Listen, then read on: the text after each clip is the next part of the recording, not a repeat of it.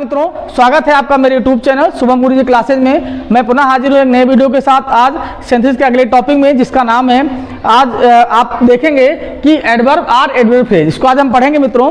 ये बहुत ही आसान होता है अकॉर्डिंग टू सिंथेसिस। आप जानते हैं कि जब दो या दो से अधिक सेंटेंस को हम एक सिंपल सेंटेंस में, एक कंपाउंड सेंटेंस में या कॉम्प्लेक्स सेंटेंस में बनाते हैं तो उसे हम क्या कहते हैं? सिंथेसिस ऑफ द सेंटेंसेस कहते हैं, या सिंथेसिस का संश्लेषण कहा जाता है। सिंथेसिस का नाम हिंदी में क्या होता है मित्रों? संश्लेषण होता है। तो आइए मित्रों सीखते हैं कैसे वाक्य बनाएंगे। अगर आप मेरे चैनल पर पहली बार विजिट कर रहे हैं तो चैनल को सब्सक्राइब कर दीजिए, अधिक से अधिक लोगों के पास शेयर कर दीजिए ताकि ज़्यादा से ज़्यादा बच्चे इसका लाभ उठा सकें मित्रों। अब मैं आपको एक बात और बताना चाहूंगा कि अगर आप वीडियो देख रहे हैं तो पूरा वीडियो देखिएगा ताकि आपको पूरी जानकारी प्राप्त हो सके। आधी अधूरी जानकारी ठीक नहीं होती है मित्रों। अगर बात किया जाए एडवर्ब की, किसकी बात किया जाए? एडवर्ब की अगर आप बात करते हैं तो एडवर्ब को हिंदी में मित्रों क्या कहते हैं? एडवर्ब को हिंदी में कहते हैं क्रिया विशेषण। क्या कहते हैं? क्रिया विशेषण कहते हैं। एडवर्ब को हिंदी में क्या कहते हैं? क्रिया विशेषण कहते हैं। तो इसकी डिफिनेशन क्या होगी? which word modify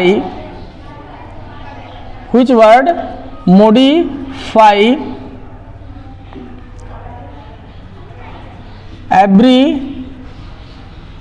parts of speech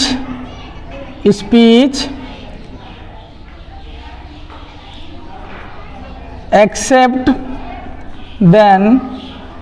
then noun और pronoun। तो मित्रों आप ये समझ गए होंगे कि जो आपका ये होता है एडवर्ब जो होता है ये क्या करता है? मॉडिफाई करता है, यानी बढ़ा चढ़ा के बताता है कि उसको नाउन या प्रोनाउन को छोड़कर बाकी सभी पार्ट ऑफ स्पीच को, जिसमें आपके क्या आते हैं? एडवर्ब वगैरह आते हैं, एडजेक्टिव भी आते हैं, उनको क्या करता है? अपनी तरफ से मॉडिफाई करके बताता है। अगर आप एग्जाम्पल में देखना चाहें तो आप देख सकते हैं, लिखा होगा ही वॉक्स स्लोली। क्या लिखा होता है? ही वॉक्स स्लोली, यानी वह कैसे चलता है? धीरे धीरे चलता है। तो उसका चलना क्या हुआ? क्रिया हो गई, यानी वर्ब हो गई। और वर्ब जो क्रिया हो रही है वो कैसे हो रही है? धीरे धीरे हो रही है। कैसे हो रही है? धीरे धीरे। तो ये क्रिया की विशेषता हो गई, यानी कि यही हमारा क्या हो गया? एडवर्ब हो गया। अब बात की जाए अगर एडवर्बियल फ्रेज की मित्रों बात की जाए तो फ्रेज का मैंने आपको इससे पहले वाले वीडियो में भी बताया है कि फ्रेज क्या होता है मित्रों। तो आप जान लीजिए कि फ्रेज कहते हैं अ सेंटेंस, आप जान लीजिए a sentence without a verb, यानी बिना किसी क्रिया का जो शब्द होगा, जो आधा वाक्य होता है उसे हम क्या कहते हैं? एक वाक्य ऐसा हो जिसमें कोई वर्ब ना हो उसे हम क्या कहते हैं? फ्रेज कहते हैं। एग्जाम्पल में आप हमेशा जानते रहिएगा, जैसे लिखा जाता है इन द रूम कहा जाए, या इसके अलावा क्या कहा जाए मित्रों? जैसे कहा जाता है अकॉर्डिंग टू। क्या कहा जाता है? According to.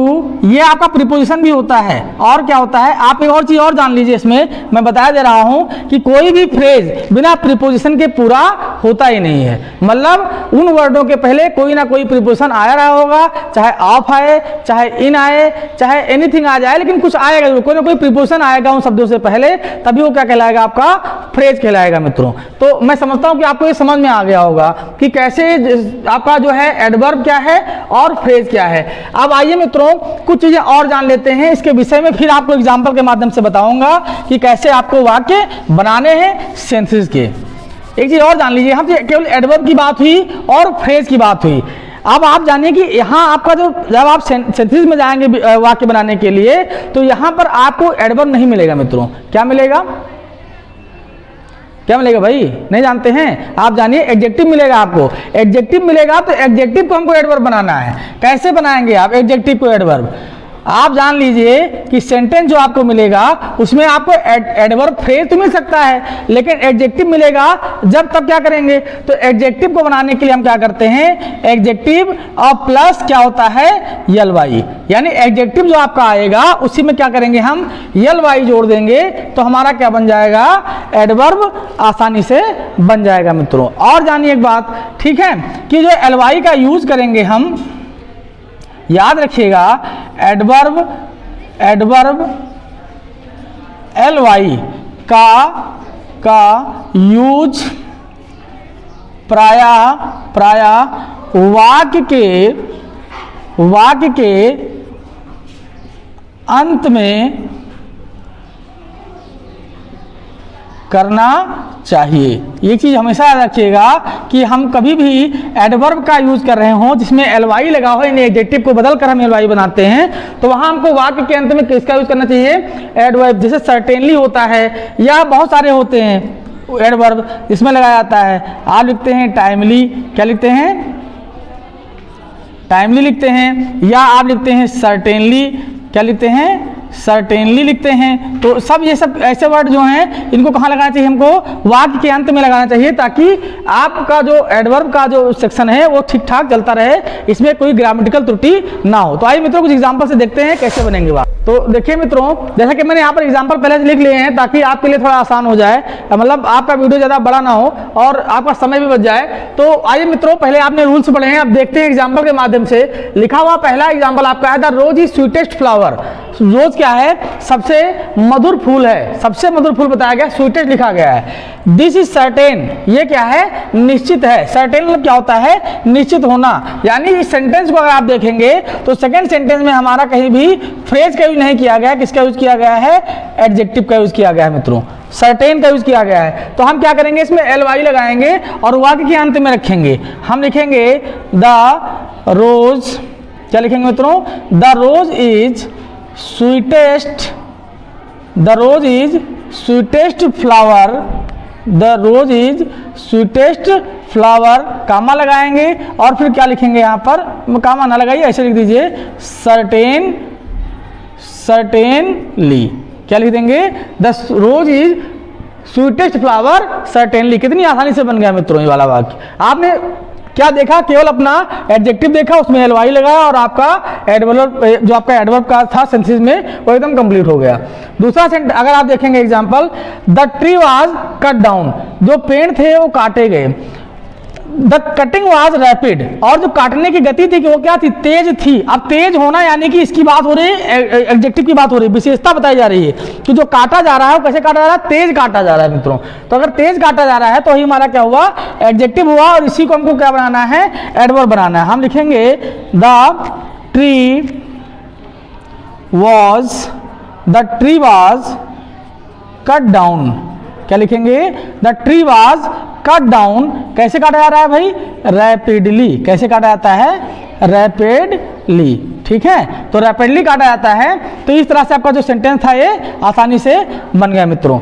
आइए तीसरा एग्जांपल देखते हैं मित्रों। तीसरे एग्जांपल में देखेंगे, लिखा ही एडमिटेड हिज एरर, उसने अपनी गलती क्या की, हस्ताक्षरित की, यानी बताई, अपनी गलती क्या की, बताई। ही एक्सप्रेस्ड हिज रिग्रेट, उसने अपनी गलती को मान भी लिया। रिग्रेट मतलब क्या होता है, मान लेना अपनी गलती को। तो देखिए हम क्या लिखेंगे, हम लिखेंगे ही एडमिटेड, क्या लिखेंगे, ही एडमिटेड हिज एरर। तो अब देखिए यहाँ विशेषता थी उसकी, उसने गलती मान ली भाई, तो हम क्या लिखेंगे, ही एडमिटेड हिज एरर, कैसे एरर उसने माना, रिग्रेटली, कैसे माना, रिग्रेटली, मतलब उसने अपनी गलती मान ली।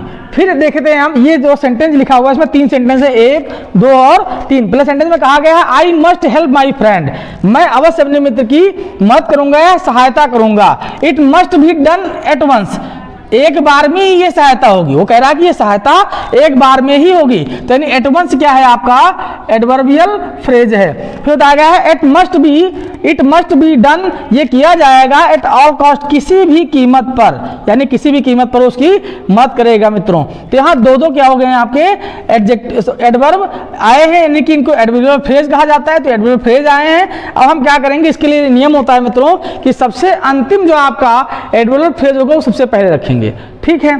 फिर जो दूसरी बार आया होगा उसको बाद में रख देंगे। तो हम क्या करेंगे, लिखेंगे eight all cost, eight all cost I must help my friend, I must help my friend.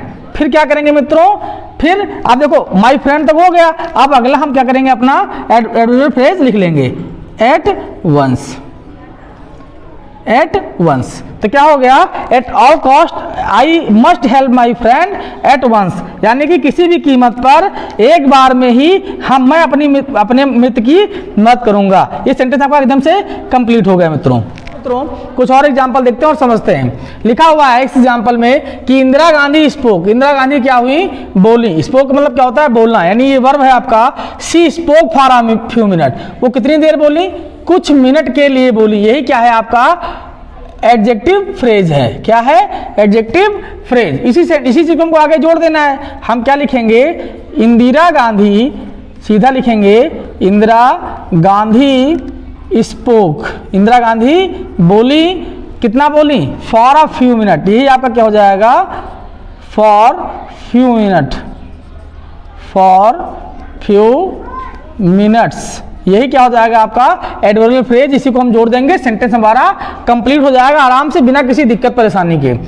फिर दूसरा सेंटेंस देखेंगे, लिखा हुआ है ही रीड द बुक, वह पुस्तक पढ़ता है, ही रीड इट इन हरी, वो किसमें पढ़ता है, जल्दबाजी में पढ़ता है। तो जल्दबाजी में पढ़ना क्या है उसका एडजेक्टिव है, यानी उसकी विशेषता है कि वो जल्दबाजी में क्या करता है, पुस्तक को पढ़ता है। तो हम क्या लिखेंगे, ही रीड द बुक, क्या पढ़ेंगे, ही रीड द बुक। और कैसे पढ़ता है पुस्तक, हरी में पढ़ता है, यानी कि हरीडली। कैसे पढ़ता है, हरीडली, यानी कि जल्दबाजी में।